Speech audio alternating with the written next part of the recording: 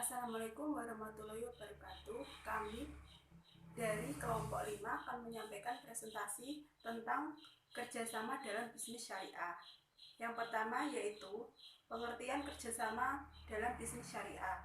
Sebagai makhluk sosial, manusia tidak dapat dipisahkan dari komunitasnya dan di setiap orang di dunia tidak dapat berdiri sendiri, melakukan segala aktivitas dan memenuhi kebutuhannya sendiri tanpa bantuan orang lain. Secara alamiah, semua melakukan interaksi dengan lingkungannya, baik sesama manusia maupun dengan makhluk hidup lainnya. Materi yang pertama yaitu akad mudharabah. Pengertian akad mudharabah berdasarkan ulama fikih kerjasama. Kata mudharabah atau perniagaan sering juga disebut dengan khirot atau memotong. Hal ini karena seseorang pemilik modal memotong sebagian hartanya agar diperdagangkan dengan harapan memperoleh keuntungan. Sedangkan secara istilah, mudharabah merupakan akad kerjasama usaha antara dua pihak, yakni antara pihak pemilik modal atau pihak pertama dan yang menyediakan seluruh modal atau dana usaha dengan pihak kedua atau sebagai pihak pengelola dana. Kemudian keuntungan usaha dibagi sesuai kesepakatan antara kedua belah pihak, dan apabila terjadi kerugian finansial, maka kerugian tersebut akan ditanggung oleh pihak kedua atau sebagai pihak pengelola dana. Yang selanjutnya yaitu macam-macam mudharabah. Ulama fikih membagi akad mudharabah ke dalam dua jenis. Hal ini dilihat dari segi transaksi yang dilakukan antara sahibul mal dan mudharib. Mudharabah al-mutlaqah. Pengertian dari mudharabah mutlaqah adalah penyertaan modal dengan tanpa syarat. Maksudnya adalah menerima modal usaha atau mudharib bebas mengalokasikan modal usahanya untuk melakukan usaha apa saja sesuai dengan keinginan demi mendatangkan keuntungan. Yang kedua, mudharab muqayyadah. Mudharab muqayyadah merupakan penyertaan modal yang dilengkapi dengan syarat tertentu. Artinya, tidak semua jenis usaha bisa dijalankan dengan modal usaha dan menggunakan akad tersebut. Syarat-syarat mudharabah. Adapun berjalannya akad mudharabah haruslah memenuhi syarat-syarat sebagai berikut. Yang pertama, masing-masing dari kedua belah pihak memenuhi persyaratan kecakapan wakalah. Yang kedua, modal usaha haruslah jelas jumlahnya, bukan barang dagang, yang artinya harus berupa harga tukar, dan penyerahan modal usaha harus tunai seluruhnya kepada pengusaha. Yang ketiga, sebelum adanya pembagian keuntungan milik, bagi hasil keuntungan dan waktu pembagiannya harus disepakati bersama dan ditanyakan dengan jelas. Selanjutnya, rukun-rukun mudharabah. Akad mudharabah akan terlaksana manakala terpenuhi semua rukun-rukunnya. Adapun rukun dari pelaksanaan akad mudharabah ke dalam 4 rukun, yaitu yang pertama adanya sahibul mal dan mudharib. Yang kedua, objek mudharabah atau modal dan kerja. Yang ketiga, adanya persetujuan antara kedua belah pihak atau ijab dan qabul. Yang keempat, nisbah atau bagi hasil keuntungan, yaitu akad musyarakah atau syirkah. Pengertian akad musyarakah. Akad musyarakah atau biasa disebut al-musyarakah adalah akad kerjasama antara kedua belah pihak atau kemungkinan lebih untuk suatu usaha tertentu di mana masing-masing pihak akan memberikan kontribusi dana atau dengan memiliki kesepakatan bahwa keuntungan dan resiko ditanggung oleh bersama. Musyarakah sendiri dalam perbankan Islam sangat dipahami sebagai suatu bagian kerjasama atau mekanisme yang dapat menyatukan kerja dan modal untuk sebuah produksi barang maupun jasa. Tentunya produksi tersebut bisa bermanfaat bagi masyarakat banyak dan juga diri sendiri, sama halnya dengan akad mudharabah.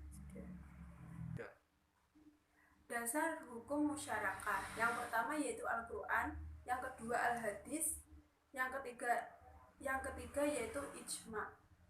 Syarat-syarat akad mudharabah. Adapun beberapa syarat dari akad ini, yaitu yang pertama syarat akad, di mana syarat yang terdiri dari 4 jenis diantaranya. Yang pertama syarat berlakunya akad. Berikutnya saya akan menjelaskan mengenai akad muzaraah.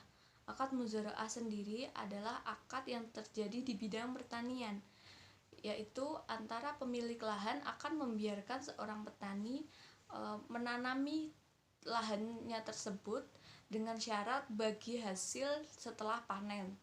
Dari akad ini, bibit atau tanaman yang akan ditanam itu haruslah berasal dari petani sendiri. Dan syarat akad muzaraah, yang pertama yaitu pemilik tanah, yang kedua yaitu petani, yang ketiga yaitu objek, yang keempat yaitu ijab dan qabul. Syarat akad muzaraah, yang pertama yaitu berakal, yang kedua baligh, yang ketiga benih yang ditanam itu harus jelas, benih apa dan bagaimana, apakah itu cocok atau tidak dengan keadaan tanah tersebut. Yang keempat yaitu tanah juga harus sesuai, yaitu memiliki potensi untuk ditanami, tidak tandus ataupun tidak kering. Yang kelima yaitu batas tanah itu jelas, batas tanah yang dimiliki oleh pemilik lahan itu harus jelas dengan batas tanah yang dimiliki oleh pemilik lahan lain di sekitarnya. Yang keenam yaitu tanah harus sepenuhnya diserahkan kepada petani. Pemilik lahan tidak boleh ikut campur pada saat lahan tersebut ditanami oleh petani. Syarat-syarat yang menyangkut hasil panen dari akad muzaraah. Yang pertama yaitu pembagian hasilnya harus jelas. Yang kedua yaitu hasil dari panen tersebut haruslah benar-benar milik orang yang berakad, tidak boleh ada campuran dari orang lain. Yang ketiga yaitu hasil panen haruslah ditentukan saat awal akad, jadi pembagiannya itu harus ditentukan di awal akad. Yang keempat yaitu jangka waktu yang diperlukan haruslah juga jelas. Jadi seumpama disewakan dalam 1 kali panen, jika ditanami padi itu 1 kali panen padi, ya itu harus dikembalikan saat sudah padi tersebut panen. Selanjutnya yaitu akad mugharozah. Akad mugharozah hampir sama dengan akad muzaraah, yaitu pemilik lahan akan menyewakan tanahnya kepada petani. Akad mugharozah sendiri adalah perjanjian yang dilakukan di awal oleh pemilik lahan dan petani untuk mengelola dan menanami lahan tersebut sesuai dengan ketentuan yang disepakati di awal.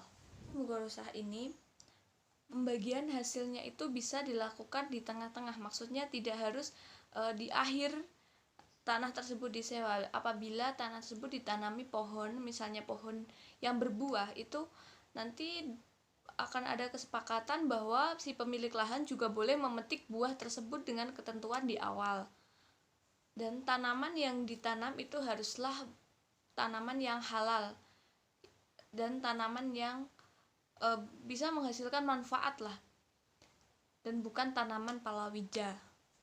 Untuk penentuan akad mugharozah sendiri, yaitu tidak seperti akad muzaraah yang ketika sudah panen maka kesepakatan itu berakhir, tidak seperti itu. Kalau untuk di akad mugharozah yaitu sesuai dengan berapa tahun kita menyewa atau berapa lama kita menyewa tanah tersebut. Nah, seumpama ketika sebuah lahan ditanami padi, ketika padi itu panen itu kan tidak memerlukan waktu yang lama. Tapi kalau di akad mugharozah, ketika tanah tersebut ditanami dengan pohon itu kan kita tidak tahu akan berapa lama pohon itu hidup. Jadi di akad mugharozah sendiri, ketika perjanjiannya 2 tahun, meskipun pohon itu belum mati atau belum berhenti berbuah, ketika akad kita hanya 2 tahun, maka akan berakhir di tahun itu juga walaupun pohon itu masih ada atau masih berbuah. Itulah hasil dari diskusi kami. Apabila masih ada yang belum jelas bisa ditanyakan dan mari kita diskusikan bersama. Terima kasih atas perhatiannya. Wassalamualaikum warahmatullahi wabarakatuh.